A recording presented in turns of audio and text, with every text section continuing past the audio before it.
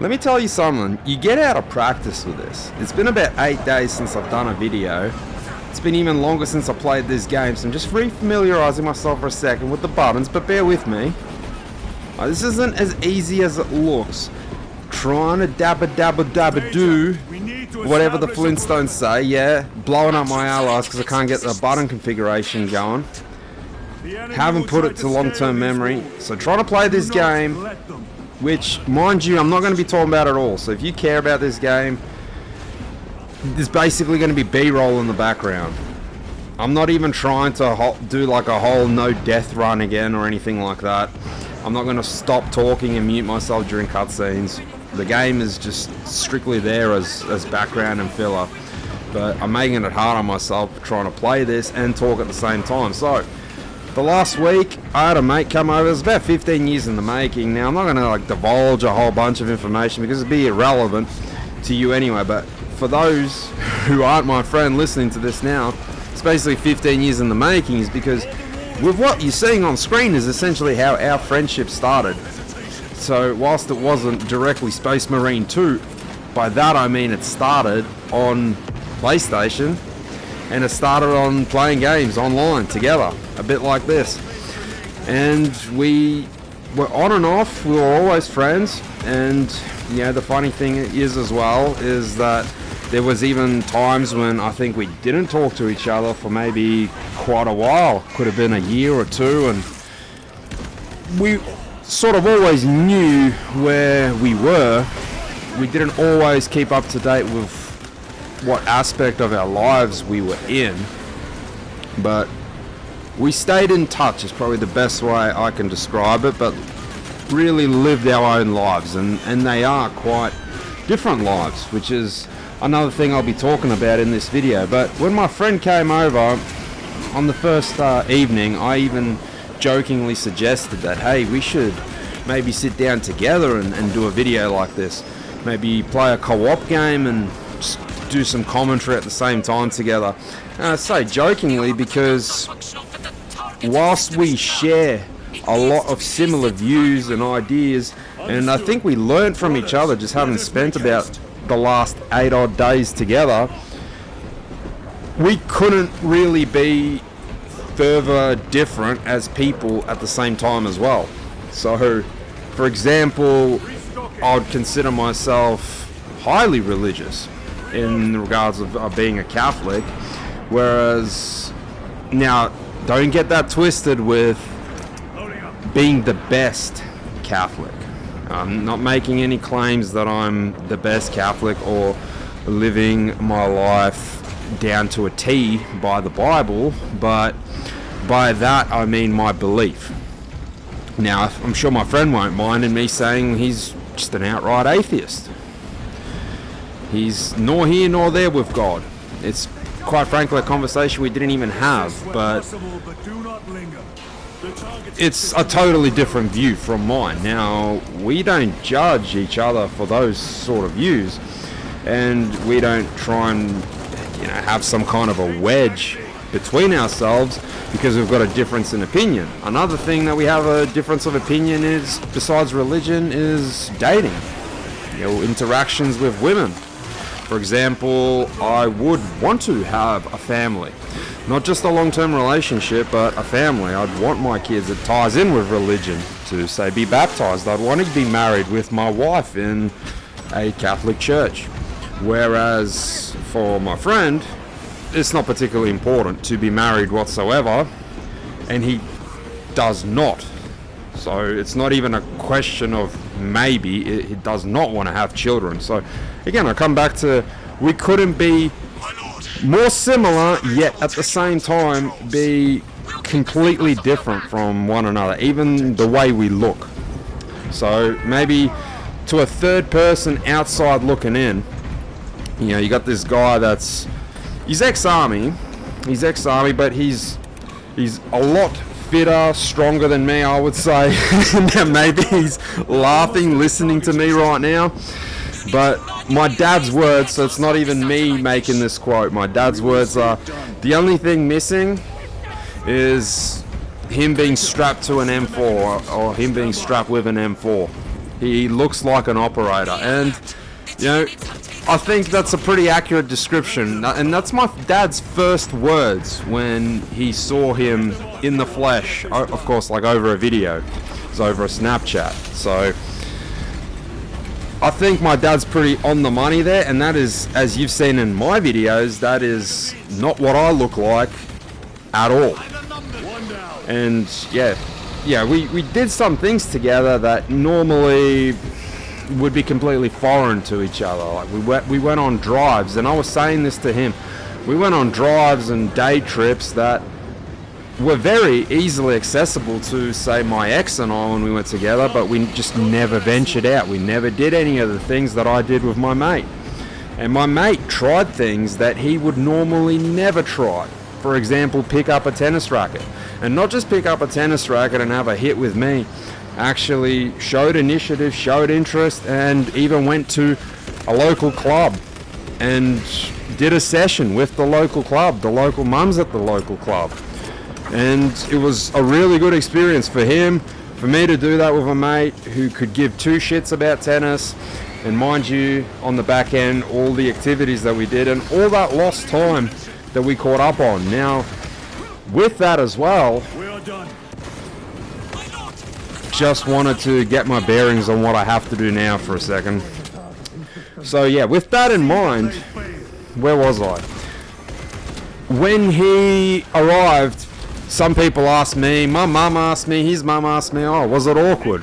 Like, you two have known of and kind of known each other, but in a way not in the flesh.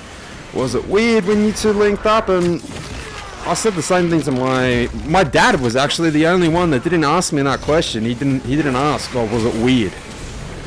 My dad didn't say anything of it, didn't say anything about it was strange. And my mate said the same thing to his parents that might have asked the same question, and it really wasn't. Maybe in that like initial moment there was this half an hour where it felt a little bit surreal, where strange isn't really the appropriate word, because it's not every day and it's not in every lifetime that you go for years, and I'm talking 15 here, knowing someone and talking to them. You know, there's probably only one other person on earth that I could say the same thing with, and that's my friend Simon, who I grew up with in childhood, who moved to the United States, and I haven't seen him now for about 20 years. So if I caught up with Simon, it would be very similar to what happened with me in the last week.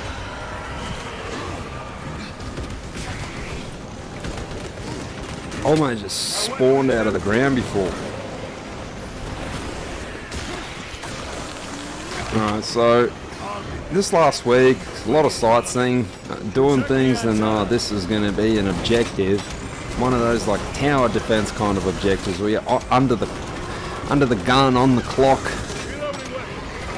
Not only do you have to eliminate the enemies, but you got to move around now.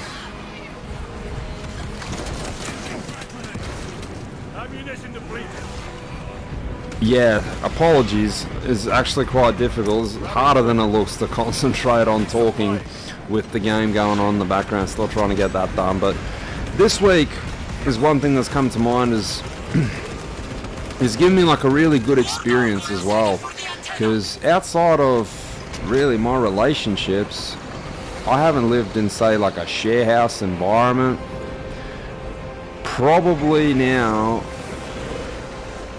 I would go back just almost 5 years.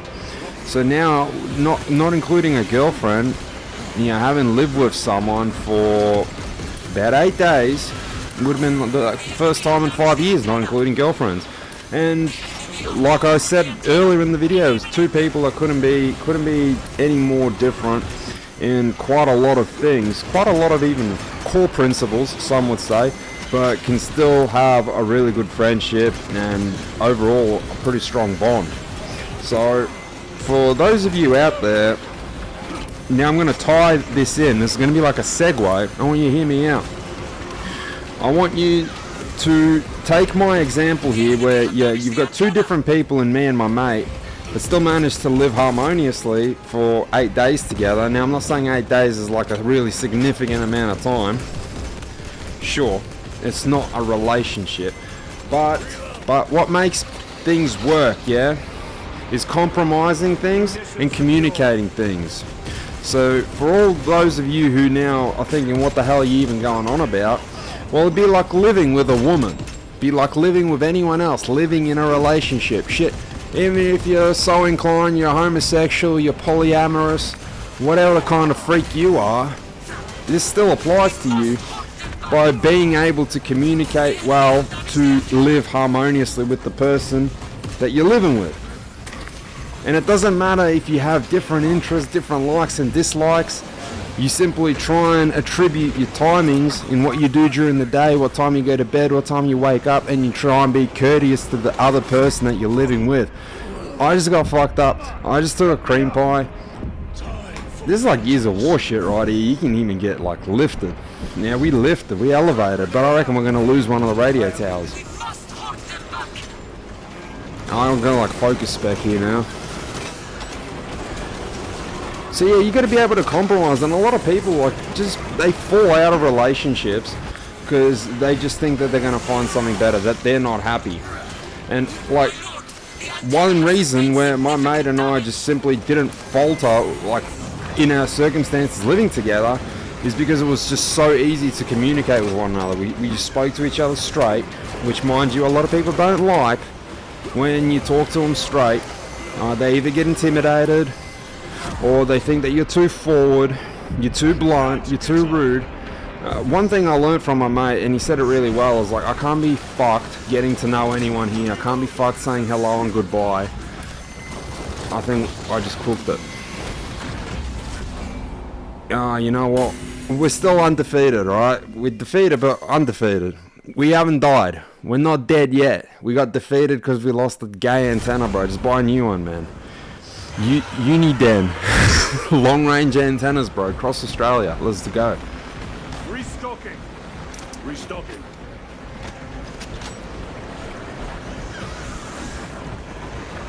So my mate doesn't give a shit about saying hello and goodbye to a lot of people. And yeah, the funny thing as well is he's self-aware, so he tells me, he's like, man, I'm fucking rude cunt. I'm like, well, it's not how I would go about it, but the way he explained it is, I'm not going to be here a week later, and I don't need to like get to know a lot of people. I don't need to introduce myself, only to be like, yeah, you'll probably never see me again. And that was a really fair point, and it does save a lot of time, because this is towards the end. Before he left, we had a fucking Sam Smith, we had a gay walk up when we entered a gym. Like, it was a gym he's a member to, but I wasn't. And he full walks up, and we tell him, just here with a mate, as in I'm the mate, we're just going to train. And, you know, he asks me, like, oh, have you trained here before? I'm like, no, I haven't trained here before, but I know my way around the gym, and it's just going to be like a one-off. And I really, like, explained the situation pretty thoroughly, I think, when I told him, like, yeah, I've seen, because the gym was covered in like hammer strength equipment. I'm like, yeah, I've seen like hammer strength equipment, I've used it before, and I train just at a different gym down the road, and I've lived here for well and truly over 3 years. So you'd think with all that information that I'd given him, I was basically imploring him to fuck off, like, I'm good. But yeah, he proceeds to Sam Smith me, negging me, stroking me, you know, wanting to sell me a friggin' membership. I was like, dude, I really don't care. And my mate just like sat down and just started working out, just started getting into it, while this dude's like right there, bro, going full gay on me. But you know what? He's a nice guy, and that evening my mate and I sat down at the bar, and we're like, man, he was like really trying to sell the membership, and my mate's like, yeah, I couldn't be fucked listening to him anymore. He just like couldn't take the hint that we were good to go. Like, I just wanted to pay the visitor's fee, didn't need the whole tutorial on how to live and breathe. Alright, I don't need to know that you eat soup with a spoon, not a fork. So this dude I then played devil's advocate about this dude to my mate at the bar. I'm like, yeah, but he's got to do that. And my mate's like, what do you mean? I say, well, he's like the only manager there, the only staff member. His whole job is to do what he did, to be welcoming and accommodating. And I proceeded to say to my mate, well, think if I was some soy beta cuck, right? You just bring in a soy beta cuck, and then think about what kind of an impression the gym would leave me with if I need to be handheld. If I am one of those guys, if I did just walk into a gym for the very first time. He doesn't know that. It's not written on my forehead. Just because I'm wearing, tennis sports attire doesn't mean that I particularly know my way around the gym. So he's just potentially approaching me like he would any new member. He's being involved, interacting, asking me questions. It's not so much about, man, I got to sign him up, but man, this is my job at the same time too. And he's probably thinking, or at least this is how I'm justifying the guy, he's probably thinking, well, if I just sit here in my office and judge a book by its cover, as in judges me by the cover and goes, yeah, he looks like he can lift, like I don't need to go out there, and they paid the visitor's fee, fuck him. And just keeps going back to jerking off to PDF material or whatever swimsuit magazines he's got behind his desk. I'm just kidding, man. He might have not even been gay, bro, but he's just full Sam Smithing me. Not Smith machining either, Sam Smithing me. Alright, I'm getting cannibal mechanical here by these goat fuckers too. Man, I need to concentrate, but you know what? We staying in. Oh no, that's it. It's over. I'm hemorrhaging, bro. Electricity. You have no idea how hard this is not to lose my train of thought. But I think I made sense with what I was saying.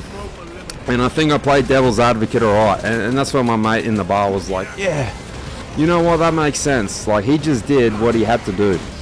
He just, because, oh man, fuck, game over? Nah, we're good. We're reviving. This guy's flashing like a beetle bar. Getting chopped up, carved up. Staked up, man. Porterhouse steak, Armstrong Creek steak. Here we are. Alright. So yeah, my mate and I saw some waterfalls, saw some nice nature, parts of Victoria that I haven't seen with like anyone else, and probably wouldn't have bothered, like, unless I went on like a really nice date. And I've already had conversations about this in other videos, where meeting up with a girl is not a date. Like, this is another story now I'm going to segue into. Before my mate arrived, there was this woman. She's like 37, beautiful, really good looking. Screw the cutscene, I don't care. This whole story is shit. This gameplay is awesome, masculine. I don't need masculine storytelling anymore. I'll go watch Black Hawk Down. Man, I ain't making any fucking sense. Where's my vape? Need a hit. Gummy up. Getting my thoughts back together again on topic, because cutscene just really distracted me. Like, cutscene just automatically means like you got to watch, alright? Like gameplay, I just dodge, turn, roll, shoot, sprint. Cutscene is just like, oh, I don't have to do anything now except concentrate on talking. Besides the nice places we saw, yeah, I was saying I probably wouldn't even do that for the longest time with a girlfriend, because you obviously got to get to that stage where you are with a girlfriend. And coming back now to this really attractive 37-year-old, she's just like telling me, oh yeah, I want to be taken out and courted on a cute date. And then she tells me I only go on cute dates on the weekend, so Monday to Friday I have no availability. I say, well, I wouldn't take you on a cute date on a Friday, Saturday, Sunday anyway. I would just call that meeting up. And she's like, what do you mean? I want to be courted.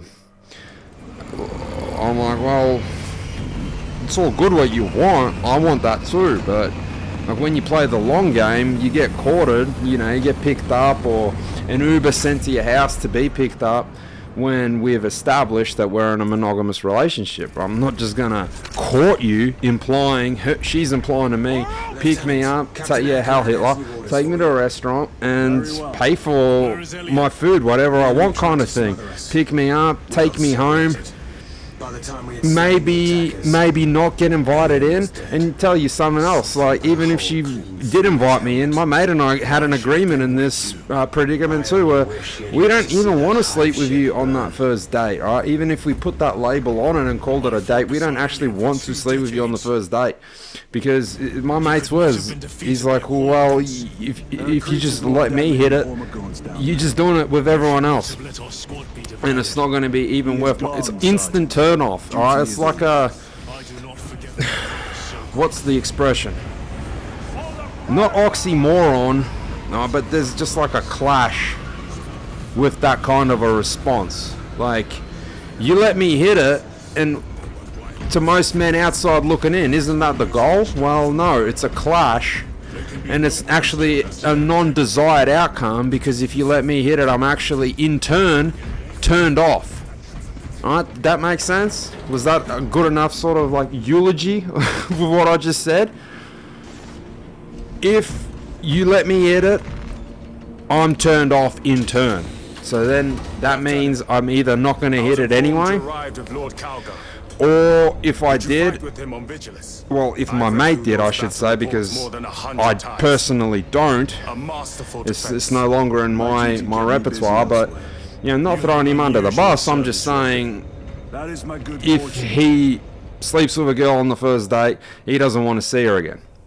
So going back to my story of this girl wants to be courted and all that, so then what's like, I'm doing it right off the get-go. I'm courting her like she's my girlfriend, like she wants to be, and even then, if she invites me in, I get a kiss, whatever, like, I don't even want that. You get me? You feel me? Even if she's really hot, I don't want that, because I did all that courting, yeah, that dating, because I want something serious.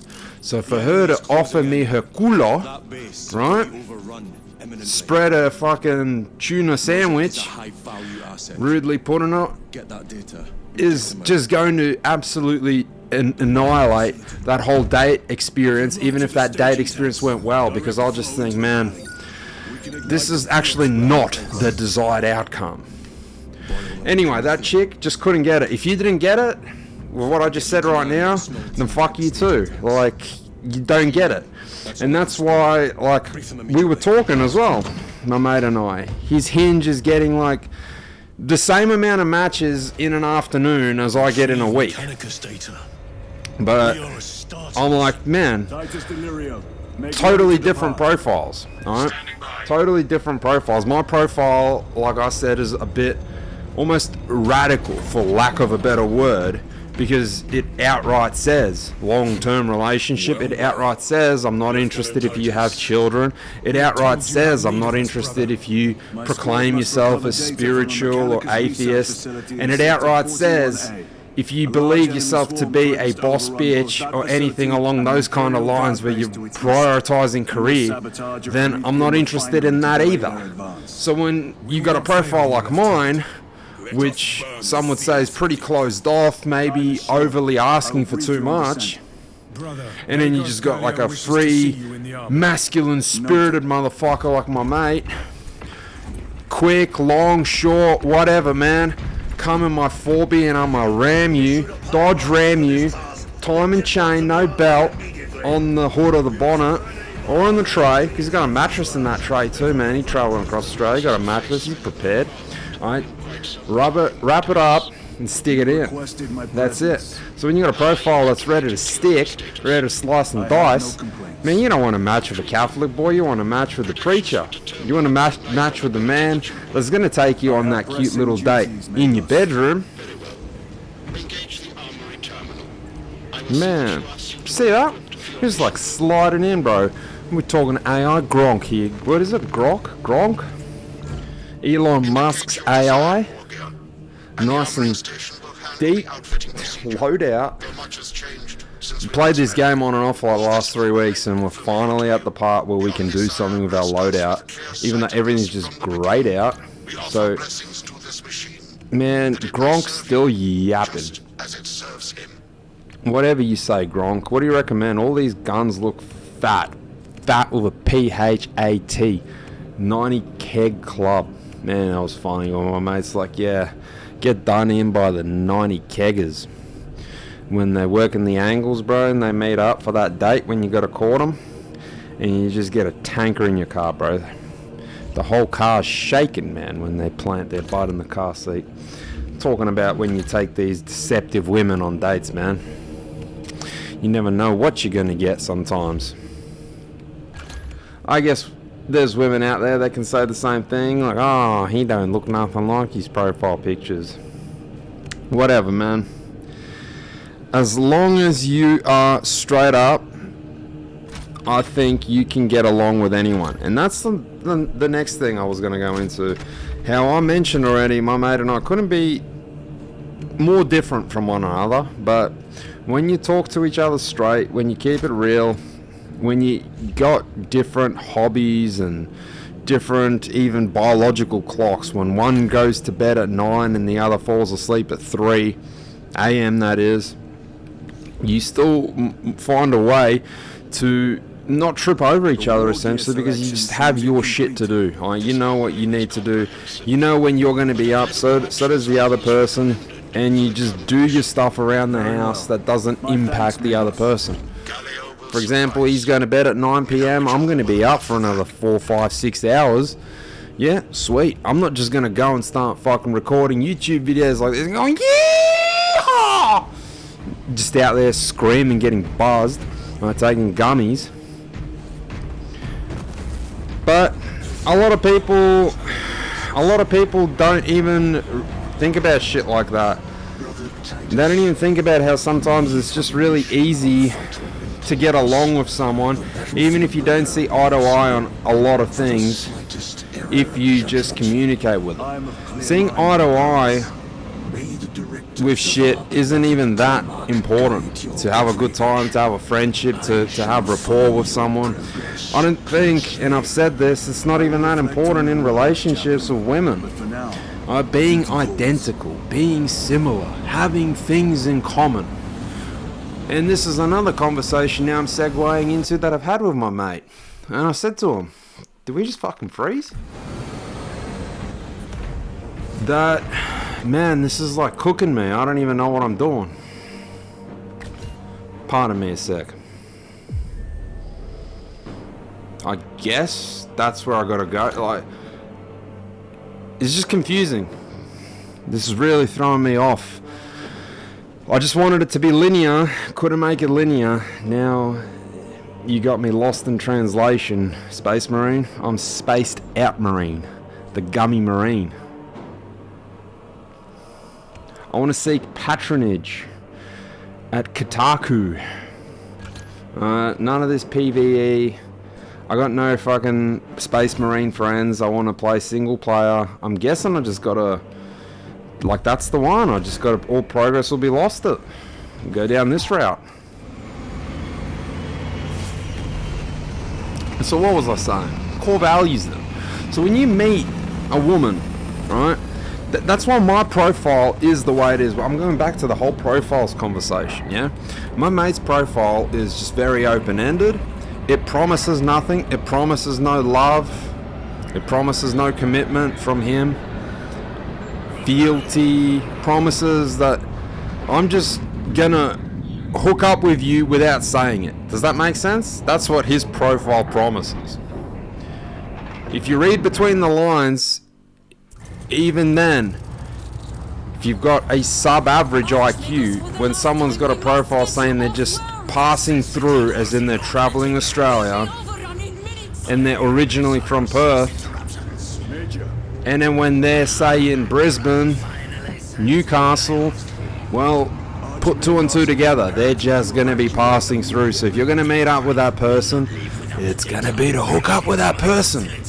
Alright, it's like, needs not be said, like his profile pretty much just screams abandonment, as in I'm gonna bag and tag you.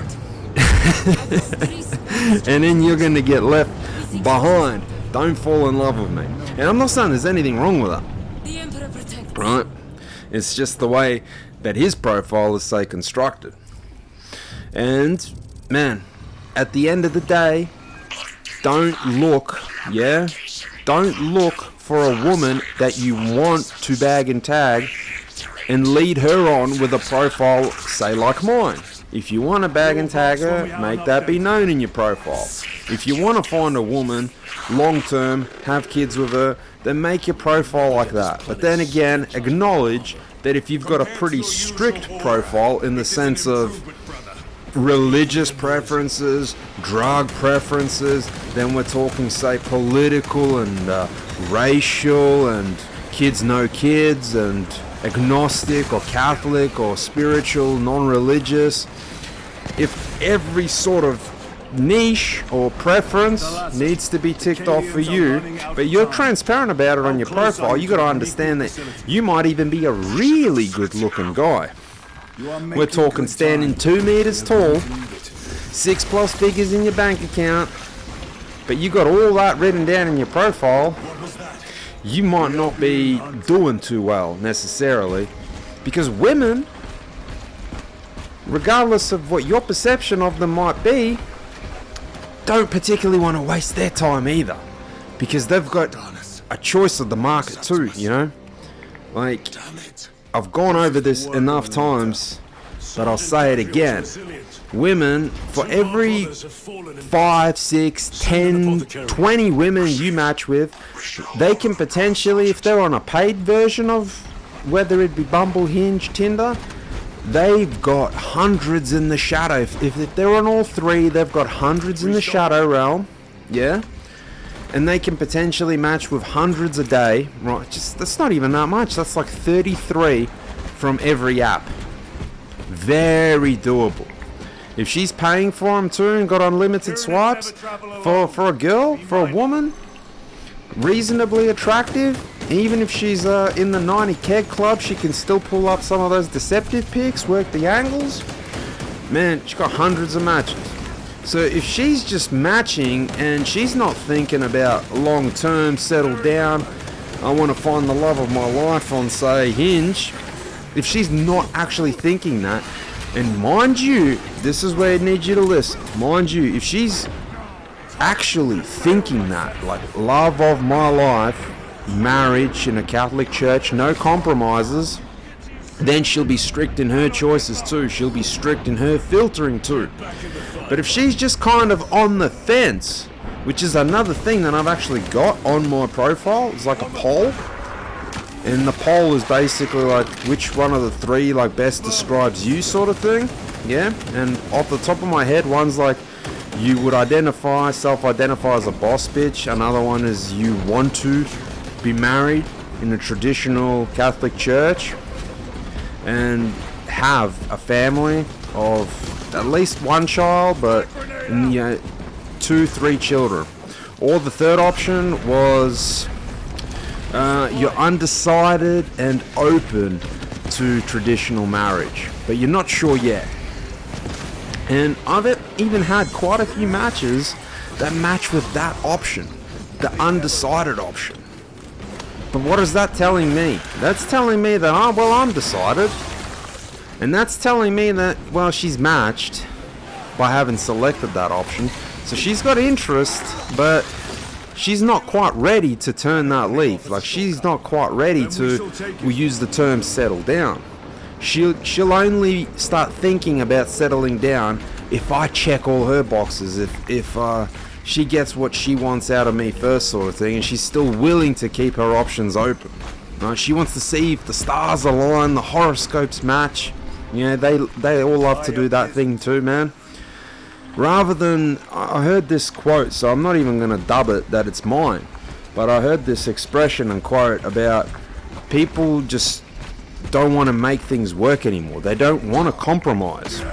When they run into differences, clashes of opinion, they don't want to talk them out anymore, discuss them, see where they can perhaps meet in the middle. No, they just want their ideal, like this is my ideal partner and this is the way I ideally want it, and yes girl, I deserve better queen kind of bullshit. rather than work on something that you can have now. It's like building a car, you know. It's another thing that I realized with having made my purchase. I bought a car for like 16 grand, and then I put a further 25 into it, and I'm probably still going to put another 10, 15 into it, and I've got like 10 grand worth of parts. That's going to cost me like 10 grand to put those 10 grand worth of parts into it. But it's been a process. It's been a process of building it up, seeing how it drives, seeing how it handles one way. 3 weeks later, you go pay more money, you change some things like you camber wheels in, tow them out, slant the car more, drop it down more, compress the springs more. And in those same turns, you take them a little bit faster, a little bit slower. You just see how things feel, man. You see how the throttle feels, right? Where's the clutch biting point? Have things adjusted? Like, it's fun. It's an experience, man. It's not pre-made. It's not a Happy Meal straight out of the box. And that's the same with like a good relationship, man. You shouldn't expect it to just be a Happy Meal straight out of the box. And isn't it rewarding at the same time and fun for you to have to fight for it, for you to fight for each other, for you to fight for your partner, alright, for your partner, the woman, to fight for her man? Nah, man, so many people just want to walk away from shit now all the time. They just don't want to fight for one another. Even for their own happiness. They're just like, I deserve better, I deserve to be happy. Well, don't we both? And this isn't now me, don't think that I'm like, kind of like talking about my past necessarily. I'm talking about anyone, right? You ever felt like yourself, you were in a relationship where you could have worked a little bit harder for it to try and fix it? Or maybe you walked away from something rather than trying to work for it, trying to fix it? Did you ever think you were too quick to anger? Maybe you snapped a little bit too early rather than walking away, coming back later? Did you ever sacrifice without compromising? Just questions that I'm raising, man. It's like food for thought style questions at the same time while concentrating with this fucking insect, bro. Just expendabled it. Ain't even making sense now. Need to get my bearing. I'm not even sure if those mines like detonate, those flower mines.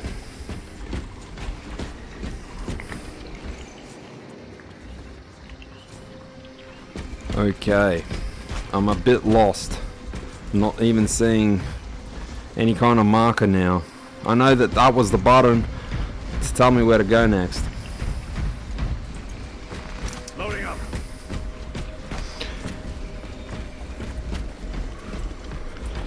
I'm actually surprised I'm doing alright in this game, given I've only played it on and off 3 times.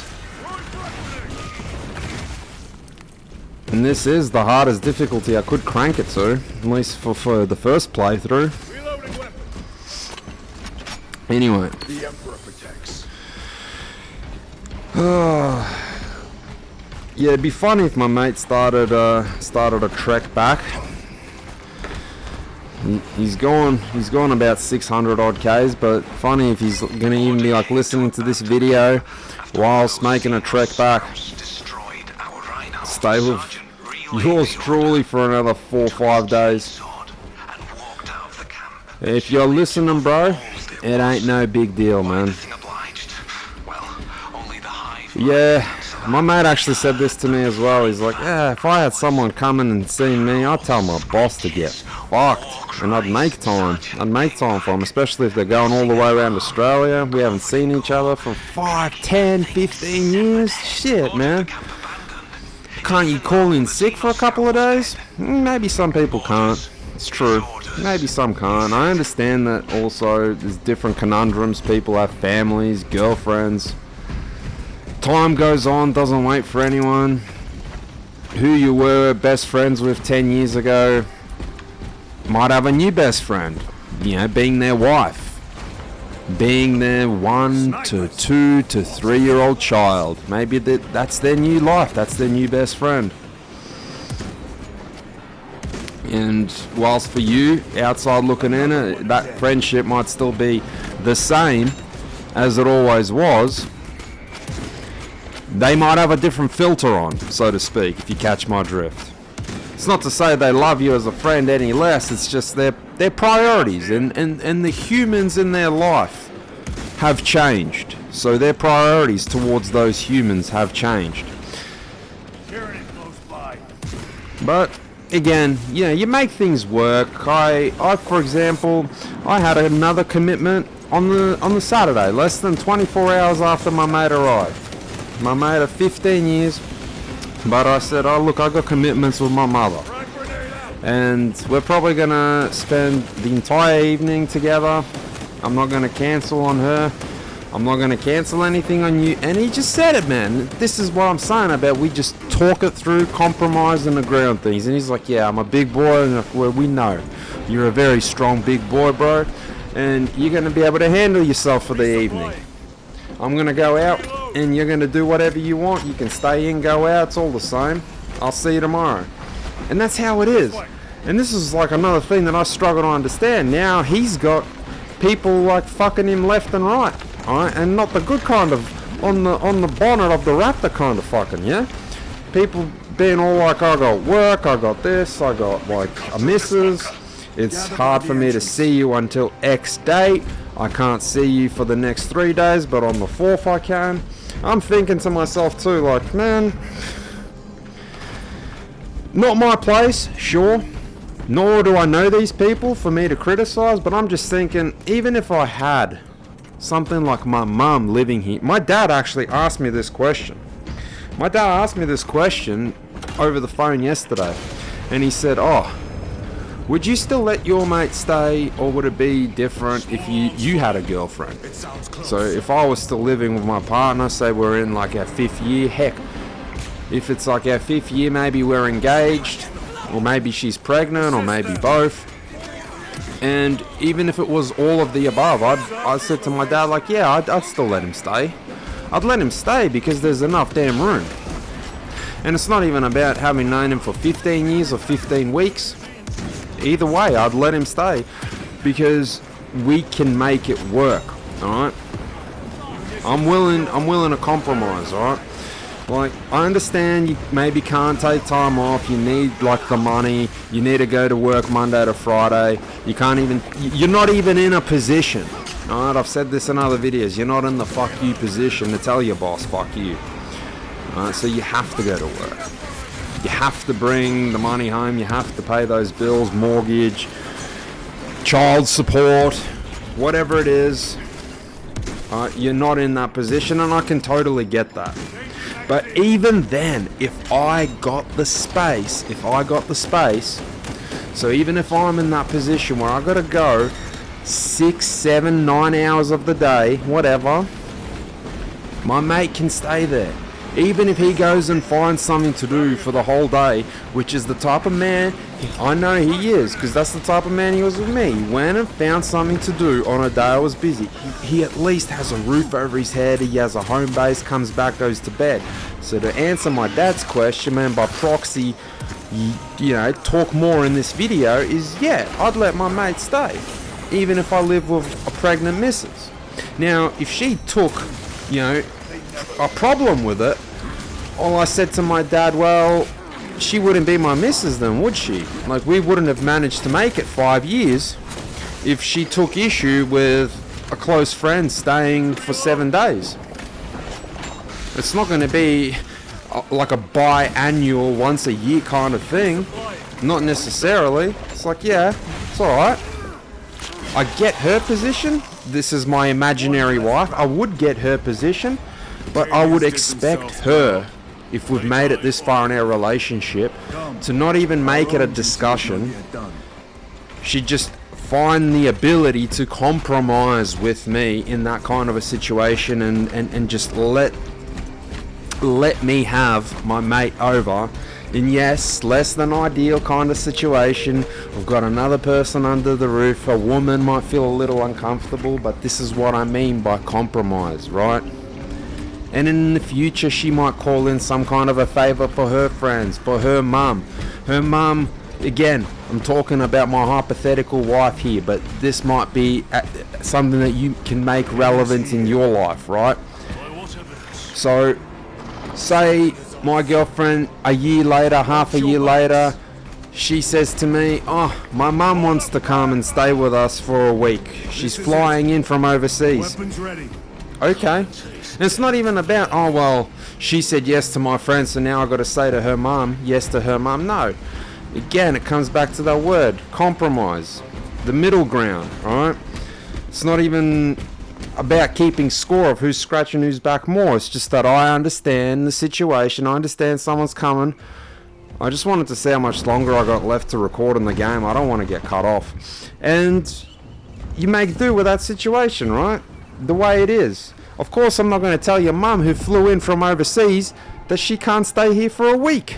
Just like I wouldn't tell my mate who drove across Australia. He didn't just drive from, say, like Ballarat to Castlemaine. You didn't drive from Canberra to Sydney. Didn't drive from Melbourne to Geelong. He drove literally across the damn Nullarbor. Of course I'm going to let him stay for a week. So yeah, that's how I answered the question to my dad. And yeah, I can understand where the girlfriend might ask questions like, oh, is he cooked? Is he got PTSD? Is he a psycho? Is he got like violent crimes against his name? Can he be trusted? Look, I can get those kind of questions too. This is what I mean by communication. This video has basically been about communication, man. And with good enough communication, enough time and care and effort being put into active communication, that's where you don't get fuck ups, man. You don't get fucked over, you don't get screwed over. In relationships, in friendships, you know where you stand with another person when you communicate it, right? When no one's chasing the other person, when no one's withholding information, keeping things in, they might be really itching and dying to say something, but they hold themselves back. And sometimes restraint is important in communication and relationships with your family, friends, brothers, sisters, lovers, mothers, fathers. But other times, you just have to say it rather than restraining it. Like, for example, in that kind of scenario, I'm saying restrain emotional, impulsive kind of responses, like being quick to anger, lash out, something that's not really productive and conducive styles of communication. But when you need to communicate to let someone know that, say, they're welcome, or let someone know that, hey, this is just going to be the situation. Like, you can stay from day X to day Y, but because I don't live alone, these are the terms. But you let that person know those terms ahead of time, not when they're damn 50 k's away or on your doorstep and it's like, oh yeah, remember when we discussed a week ago? Well, situation's changed. No, you don't want to be that fucking guy that says the situation's changed last minute. So again, it's like communication and common courtesy too. So you got a girlfriend, you got a wife, but you also got a friend coming over. Well, yeah, if your friend just dropped a bomb on you with like 48 hours notice, again, the wife might not be too happy about it. But if it's all been planned out, if it's all been prior discussed, and you didn't bring it up to your wife until the last minute, hey, you might be doing a favor for your friend, but fuck you. You should have brought this up to your wife earlier if your friend let you know that he was going to be doing a trip around Australia earlier. You get what I'm saying? You still following? You still with me? We're still alive and we're still talking. We're still managing to do both, and I think it's pretty fluent. The combat definitely is. Whew, deep breath. Our lung capacity is about big. Oh shit, man, we gotta stay alive. Yeah, I'm thinking we probably don't even have that much time left. This, hopefully this is like gonna be like the end of the level, but never is. Probably a little bit more. So what's another thing we can kind of finish up with? Charlie Kirk, man. Damn shame, man. It was real sad. I was pretty sad. Like, most of that day it was a bit somber of a mood. I can't say I was overly like a massive fan, but everything I knew about the man, Charlie, he lived by really fruitful and wholesome values. He was well spoken, articulate. He had a different opinion, and he really showed, I think, through his devotion to his politics and his opinion, being able to argue it, debate it, express it. He, with his death, also managed to show just how fucked up, to really just bluntly put it, some people are. And then I left a comment on Facebook saying, get a good look at these people's faces, leaving the laugh reacts emojis on his death and making memes in like the first couple of hours of his death, even the next day. Like, have a look at their faces. They're your enemy. These people are your enemy, because these are the same kind of people that preach equality, want equality. These are the same kind of people that, what's a relevant story that, let's just say, there you go, hung Isaac Rankin out to dry, who's an AFL player here in Australia.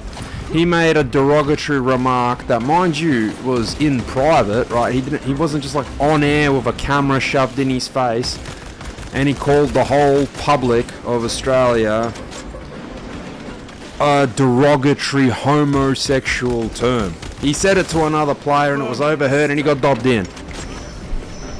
And these are the same people that make a massive fuss that Snoop Dogg can't be let into the country because of song lyrics from 1999, and they're quite literally making fun of Charlie Kirk, the way he died. They're making fun of his wife grieving at his open casket funeral ceremony, and they're making memes out of it too. Yeah, they're like saying what comes around goes around. Well, what kind of fucked up is that, man? I don't even think people were talking like that about George Floyd. But even if they were, aren't the righteous left, the tolerant left, I think is the like synonym they go by? Don't they always preach that they're better, that they are the tolerant left? That's what they pride themselves about. Well, then don't you want to be better? Don't you want to lead by example? And show the world that you're better. Show the world that you're better than conservatives, than the alt-right, than the far-right. But a lot of the time, the only time I hear any kinds of arguments, and the only time I see people getting killed, especially over in the States, is the left doing it to the right.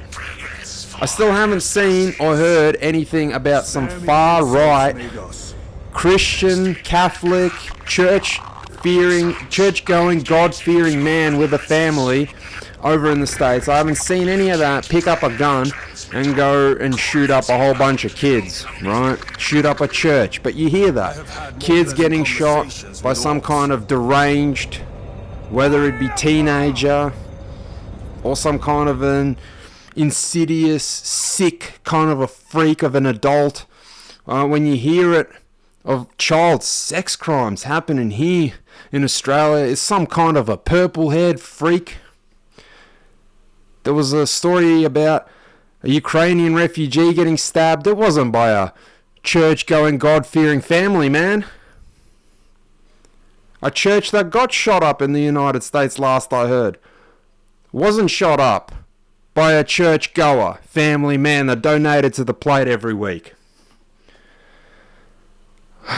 So I think I'll close the video out here, and I'll finish with a little memorial in honor to a great public speaker and one of the most famous conservatives of the millennial generation in our time, Charlie Kirk. Rest in peace. Brother, they got inside his armor. He deserved better.